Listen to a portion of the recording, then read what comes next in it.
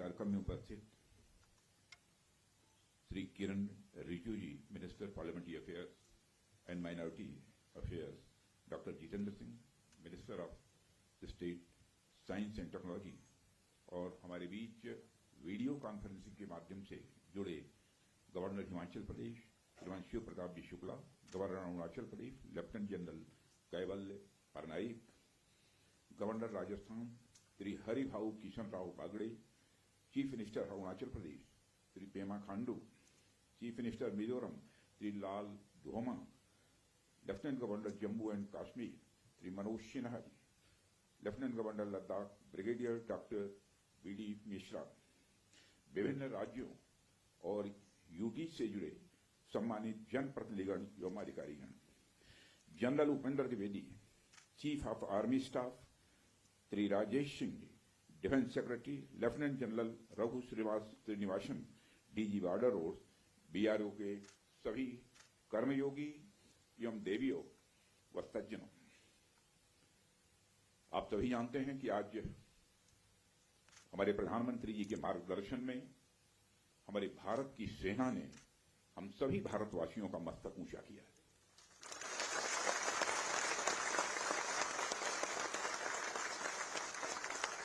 इसलिए मैं चाहता हूं कि एक बार अपने स्थान पर खड़े हो जाएं और मैं नारे लगाऊंगा हमारे देश के सेना के जवानों के सम्मान में।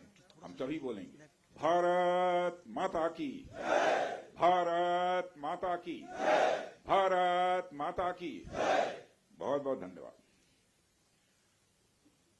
साथियों, जैसी कि आप सबको जानकारी है कि कल रात हमारी भारतीय सेनाओं ने अपने अद्भुत शौर्य और पराक्रम का परिचय देते हुए एक नया इतिहास रच दिया है। साथियों, भारत की सेना ने सटीकता, सतर्कता और संवेदनशीलता के साथ कार्रवाई की है।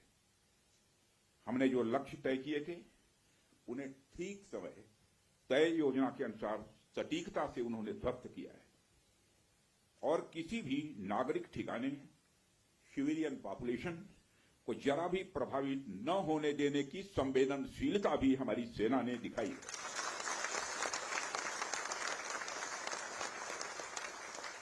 यानी एक तरीके से देखा जाए तो हम कह सकते हैं एक तरीके की सटीकता, सतर्कता और मानवीयता यह हमारी भारत की सेना के जवानों ने दिखाई है,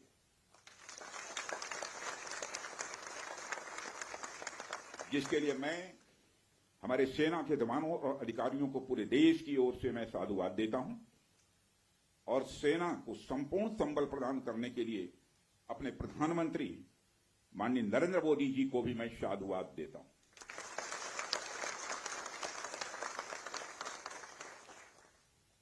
मित्रों, हमने हनुमान जी के उस आदर्श का पालन किया है जो उन्होंने अशोक वाटिका उजाड़ते समय किया था, जिन मोहि मारा तिन मोहि मारे।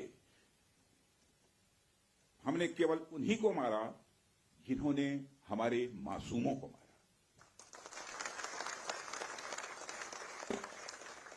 साथियों, प्रधानमंत्री श्री नरेंद्र मोदी के नेतृत्व में हमारी सेनाओं ने ऑपरेशन सिंदूर लॉन्च करके पहले की तरह ही इस बार भी आतंकियों को ट्रेनिंग देने वाले कैंप्स को तबाह करके करारा जवाब दिया है। भारत ने अपनी सरजमी पर हुए हमले का जवाब देने के लिए अपने राइट टू रेस्पॉन्ड का इस्तेमाल किया है और हमारी यह कार्रवाई बेहद सोच समझकर सधे हुए तरीके से की गई है। आतंकियों के हौसले पस्त करने के उद्देश्य से यह कार्रवाई महज उनके कैंप्स और इंफ्रास्ट्रक्चर तक ही सीमित रखी गई है। मैं पुनः हमारे आर्म फोर्सेस के शौर्य को मैं नमन करता हूं। साथियों, आज बॉर्डर रोड ऑर्गेनाइजेशन के 66वें फाउंडेशन डे पर आपके बीच उपस्थित होना मेरे लिए गौरव का विषय है और यह खुशी की बात है कि आज इस इंपॉर्टेंट डे पर बीआरओ द्वारा निर्मित 50 इंफ्रास्ट्रक्चर प्रोजेक्ट्स का उद्घाटन करने का अवसर भी हमें प्राप्त हो रहा है। मैं आप सभी का आभार व्यक्त करता हूं कि आपने मुझे यहां आमंत्रित किया है। साथियों, किसी भी संस्थान के लिए उसका फाउंडेशन डे यह बहुत ही महत्वपूर्ण हुआ करता है। वैसे भी 65 वर्षों की आपकी जो यात्रा रही है वो बेहद गौरवशाली रही है। इसलिए आज का दिन उस गौरवमयी यात्रा को याद करने का दिन है। इसके साथ साथ यह दिन ठहर कर सोचने का भी दिन होता है कि अपनी अब तक की यात्रा में हमने क्या क्या हासिल किया है, और यह हमारी अब तक की कार्य प्रणाली का विश्लेषण करने का भी यह दिन है। साथ ही यह एनालिसिस करने का भी दिन है कि भविष्य में हमारी राह क्या होनी चाहिए। साथियों, मैं देख पा रहा हूं कि वीडियो कॉन्फ्रेंसिंग के माध्यम से देश के अलग अलग क्षेत्रों से हमारे कई साथी जुड़े हुए हैं। अक्सर हम उद्घाटन के अवसर पर बड़ी बड़ी संस्थाओं का और बड़ी बड़ी एजेंसीज का नाम तो लेते हैं, परंतु ऐसे कई कर्मयोगी हैं जो पर्दे के पीछे रहकर काम करते हैं। किसी प्रोजेक्ट को पूरा करने में उनका योगदान भी बेहद महत्वपूर्ण होता है। इसलिए मुझे लगता है कि आज का दिन उनके योगदान को एक्नॉलेज करने और एप्रिशिएट करने का भी दिन है। साथियों, आज जम्मू कश्मीर, लद्दाख, सिक्किम, मिजोरम, अरुणाचल प्रदेश, पश्चिम बंगाल और राजस्थान में कई प्रोजेक्ट्स का उद्घाटन हुआ है। कहने को तो ये हम सारे फिजिकल इंफ्रास्ट्रक्चर हैं, लेकिन मैं इन्हें सिर्फ फिजिकल इंफ्रास्ट्रक्चर ही नहीं समझता। हमें जो सड़कें दिखती हैं, जो पुल दिखते हैं, वह सिर्फ दो स्थानों को जोड़ने वाले नहीं होते, बल्कि वह लोगों के दिलों को जोड़ने वाले होते हैं। इन प्रोजेक्ट से राष्ट्रीय सुरक्षा को तो मजबूती मिलती ही है, साथ ही साथ यह प्रोजेक्ट इन सभी रीजन्स को इकोनॉमिक प्रॉस्पेरिटी को भी बढ़ावा देते हैं। यह तमाम प्रोजेक्ट इन क्षेत्रों में ट्रांसपोर्टेशन, टूरिज्म और इकोनॉमिक एक्टिविटी को बढ़ावा देंगे, जिससे निश्चित रूप से यहाँ के निवासियों की आय में वृद्धि होगी, उनकी क्वालिटी ऑफ लाइफ में भी इम्प्रूवमेंट होगा और इन क्षेत्रों में समृद्धि आएगी यानी प्रॉस्पेरिटी आएगी। साथियों, मुझे बताया गया कि आज जिन इंफ्रा प्रोजेक्ट्स की शुरुआत की गई है, इनकी टोटल कॉस्ट लगभग 1900 करोड़ रुपए के आसपास की है। मुझे लगता है कि यह केवल उनकी नॉमिनल वैल्यू पर है। इसकी असली वैल्यू है वह तो हम आंक भी नहीं सकते। इन सड़कों के माध्यम से जब कोई बच्ची स्कूल जाएगी और अपना भविष्य बनाएगी, तो उसके इम्पैक्ट का आकलन भी हम नहीं कर सकते। इन ब्रिजेस के माध्यम से जब यहां एम्बुलेंसेज दौड़ेंगी और समय पर लोगों को इलाज होगा, उसकी वैल्यू को भी नहीं आंका जा सकता। जब इन सड़कों के माध्यम से विभिन्न संस्कृति के लोग आपस में जुड़ेंगे या फिर एक दूसरे से जो कुछ सीखेंगे, उसकी वैल्यू कोई भी आंक नहीं सकता है।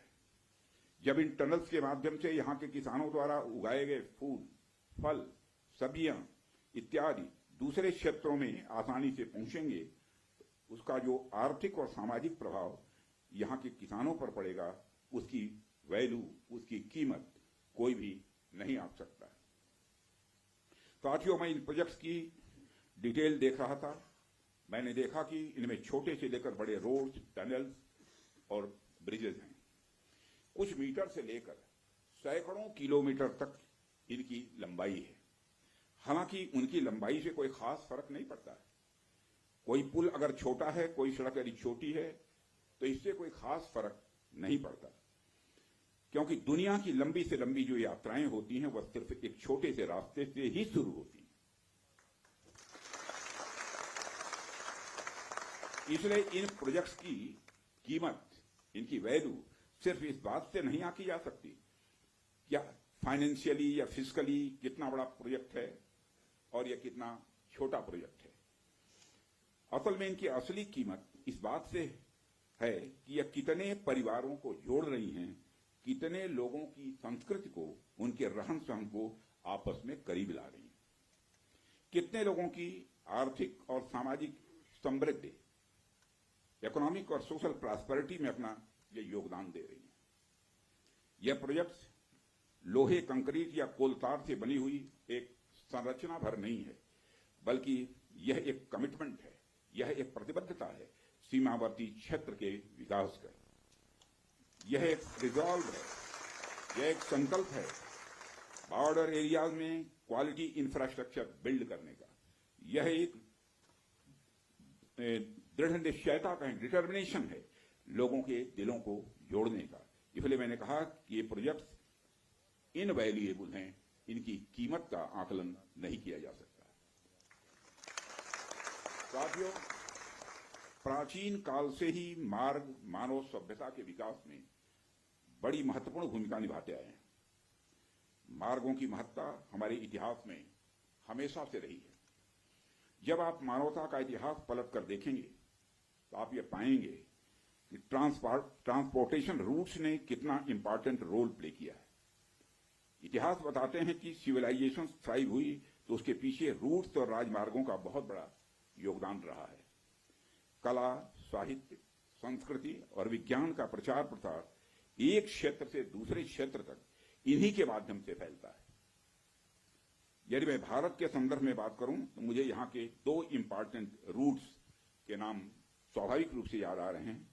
आप शायद उत्तरापथ और दक्षिणापथ के बारे में जानते होंगे या सुना होगा। उत्तरापथ और दक्षिणापथ हमारे इंडियन सब कॉन्टिनेंट के डिफरेंट रीजन्स को एक दूसरे से जोड़ने वाले धागे की तरह है।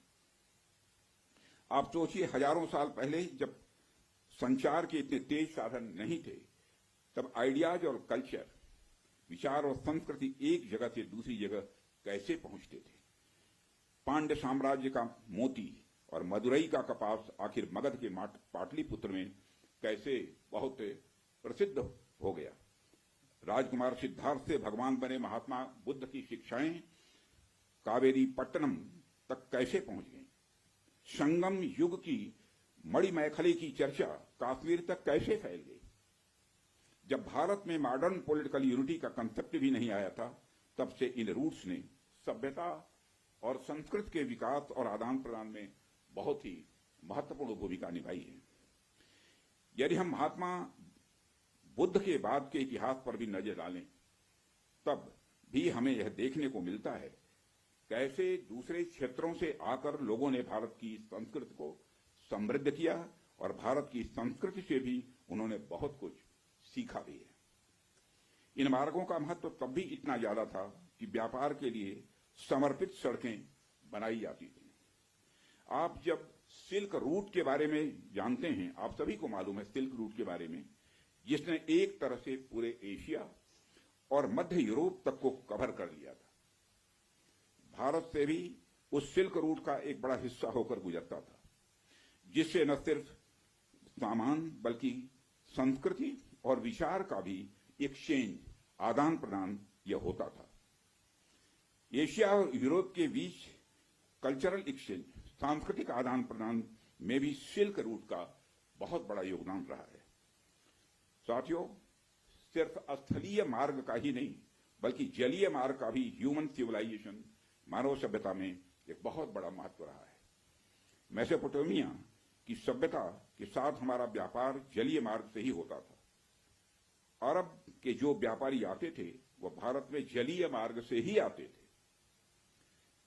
इन रूट्स का असर हमारे संस्कृति पर, हमारे परंपराओं पर और हमारी अर्थव्यवस्था पर तो पड़ा ही, साथ ही साथ इन रूट्स ने दुनिया को कई सारी नई चीजें भी सीखने को दी हैं। आप में से बहुत से लोग इस बात को जानते भी होंगे कि मानसून की हवाओं का जो कंसेप्ट है, और उसको सबसे पहले अरब के यात्रियों ने खोजा था, और वह कंसेप्ट तब खोजा गया था जब वह जलीय मार्ग से भारत में आते और जाते थे। इसी प्रकार भारत में हुई न्यूमेरिक्स, नंबर जो होते की खोज ने भी पहले अरब और बाद में यूरोप तक का रास्ता तय किया था। साथियों, प्रधानमंत्री जी के नेतृत्व में जब से हमारी सरकार आई है, तब से हमारे प्रधानमंत्री का इस बात पर विशेष ध्यान रहता है कि सीमावर्ती इलाकों का कैसे अधिकतम विकास किया जाए। यह बताने की जरूरत नहीं है कि कैसे सीमावर्ती इलाकों को लंबे समय तक उसको उपेक्षित किया गया, कैसे एक लंबे समय तक वहां पर अच्छी क्वालिटी के इंफ्रास्ट्रक्चर को छोड़िए, एक बेसिक क्वालिटी के भी इंफ्रास्ट्रक्चर को भी नहीं पहुंचाया गया। परंतु आज स्थितियां बदली हैं। आज सीमावर्ती क्षेत्रों में safe, secure and vibrant land borders को इंश्योर करने के लिए हमने वाइब्रेंट विलेज इनिशिएटिव भी प्रारंभ किया हुआ है। देश भर में सड़कों के निर्माण की यदि मैं बात करूं तो आज हम प्रतिदिन लगभग 35 किलोमीटर सड़कें बना रहे हैं, प्रतिदिन 35 किलोमीटर सड़कें बना रहे हैं। इसके अलावा भी हम बड़े स्तर पर कनेक्टिविटी को बढ़ावा दे रहे हैं। स्थितियां पहले की तुलना में कुछ इस प्रकार बदली हैं कि मुझे आए दिन बीआरओ के किसी न किसी कार्यक्रम में आकर सड़कों का, ब्रिजेस का, टनल्स का और ऐसे सैकड़ों प्रोजेक्ट्स का उद्घाटन करने का अवसर मिलता रहता है।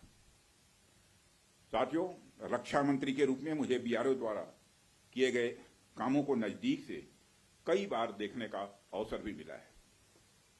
पिछले कुछ वर्षों में मैंने देखा है कि कैसे बीआरओ ने बॉर्डर एरियाज में इंफ्रास्ट्रक्चर डेवलपमेंट के मामले में क्रांति ला दी है। बीआरओ ने जो काम किया है वह न केवल राष्ट्रीय सुरक्षा के लिए आवश्यक है, बल्कि दूर दराज के क्षेत्रों की अर्थव्यवस्था को बढ़ावा देने में भी यह सहायक सिद्ध हो रहा है। पिछले 4 वर्षों में ही आज के 50 नए प्रोजेक्ट्स के इनॉग्रेशन सहित बीआरओ ने 13,743 करोड़ रुपए के कुल इन्वेस्टमेंट के साथ 456 इंफ्रास्ट्रक्चर प्रोजेक्ट्स को सफलतापूर्वक पूरा किया है। इसके लिए मैं बीआरओ को बधाई देता हूं। साथियों, बीआरओ की काम की क्वालिटी भी मैं कह सकता हूं ये वर्ल्ड क्लास की है, जिसका एक प्रमुख उदाहरण सेला सुरंग है, जिसका उद्घाटन पिछले वर्ष ही हमारे प्रधानमंत्री जी ने किया था।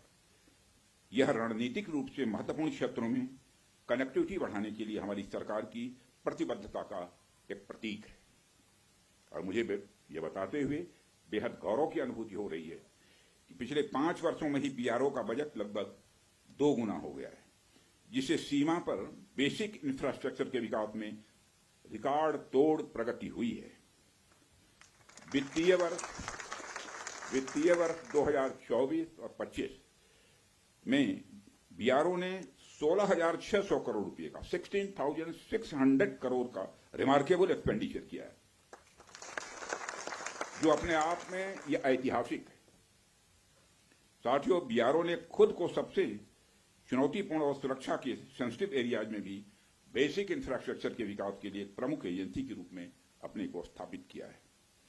छत्तीसगढ़ के नक्सल प्रभावित क्षेत्रों में भी बीआरओ महत्वपूर्ण सड़क प्रोजेक्ट का सफलतापूर्वक निर्माण इस समय कर रहा है। आप सब तो जानते ही हैं कि जहां कोई नहीं पहुंचता वहां तक जाने वालों को ट्रेल ब्लेजर कहते हैं।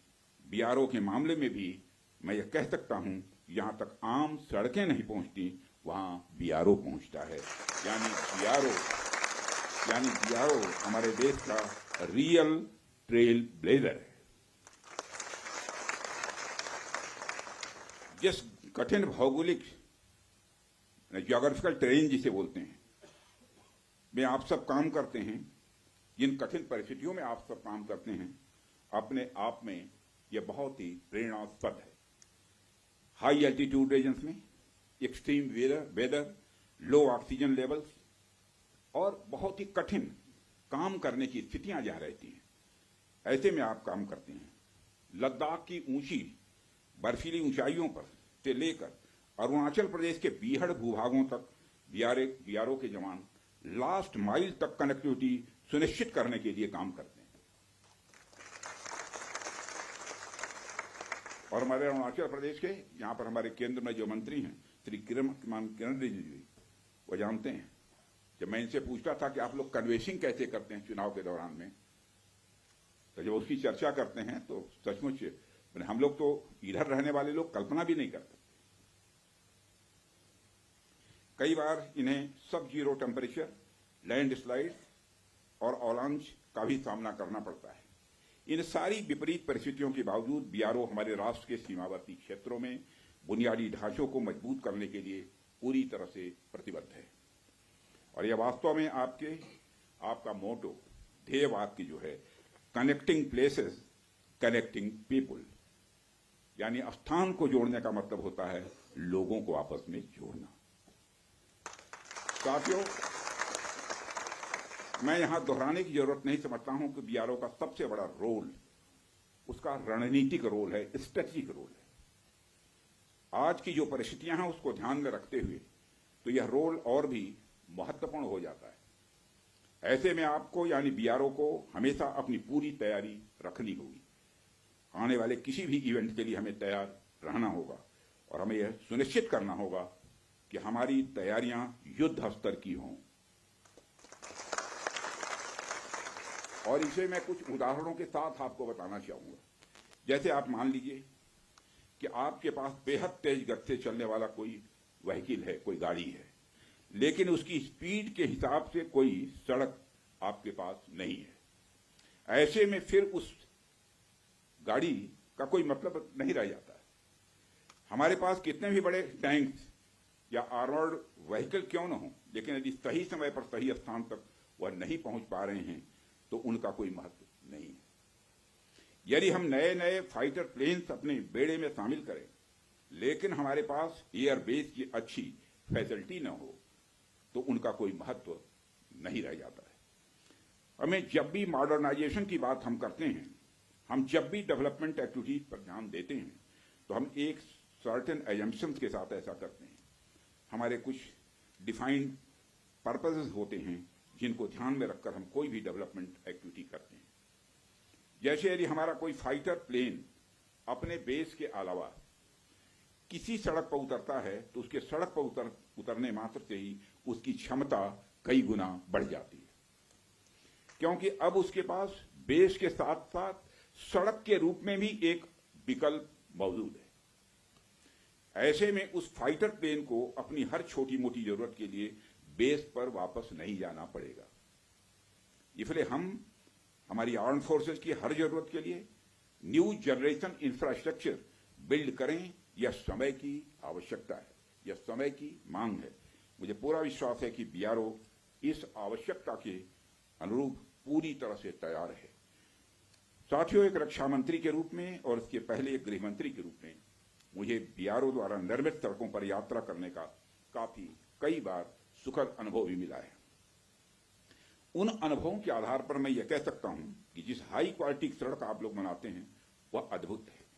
वह सड़कें इतनी सुंदर होती हैं कि उस पर चलते हुए आदमी कई बार अपनी मंजिल तक भूल जाए। मैं तो देशवासियों से यह भी कहना चाहूंगा, यदि आपको बिना मंजिल की यात्रा का आनंद लेना है, लेकिन पर्वतीय क्षेत्रों में, मैं मैदानी क्षेत्रों की बात नहीं कर रहा हूं, पर्वतीय क्षेत्रों की बात कर रहा हूं, यदि आपको बिना मंजिल की यात्रा का आनंद लेना है और पर्वतीय क्षेत्रों में, तो आप बीआरओ की बनाई हुई सड़कों पर निकल पड़िए। आपको जो आनंद आएगा उसे आप कभी भूल नहीं पाएंगे। और मैं यह सिर्फ कहने के लिए नहीं कह रहा हूं, बल्कि बहुत सोच समझकर यह बात मैं कह रहा हूं। जब भी आप बीआरओ द्वारा निर्मित सड़कों पर जाएंगे तो जाहिर सी बात है आप सीमावर्ती इलाकों के लोगों से मिलेंगे, उनसे बातचीत करेंगे, आप वहां के कल्चर, वहां के अन्य जो परंपराएं हैं, प्रथाएं हैं, उनको पहचानेंगे और इससे कहीं न कहीं आपको एक ऐसी यात्रा का अनुभव मिलेगा जिसे आप जिंदगी भर याद रखेंगे। और आप आज जब हम इस बड़े दिन का जश्न मना रहे हैं, तो आइए हम एक ऐसे भविष्य का निर्माण करने का संकल्प लें जहां हमारे सीमावर्ती इलाकों का हर गांव, वहां का हर नागरिक अपॉर्चुनिटी या अवसर, सिक्योरिटी यानी सुरक्षा और प्रॉस्पेरिटी यानी समृद्धि से युक्त हो। आइए हम मिलकर एक ऐसे भारत के निर्माण की ओर आगे बढ़ें। साथियों, जहां इस देश के सबसे विकसित इलाके में और इस देश के सीमावर्ती इलाकों में कोई अंतर न हो, असल मायने में हम तभी 2047 तक एक विकसित राष्ट्र का निर्माण कर पाएंगे। इसी आशा और विश्वास के साथ मैं अपनी बात को समाप्त करता हूं और अंत में एक बार मैं फिर आप सभी को बीआरओ के स्थापना दिवस की ढेर सारी हृदय से बधाइयां देता हूं। आप सबका बहुत बहुत धन्यवाद। और आप एक बार बोलिए, भारत माता की जय। गुड।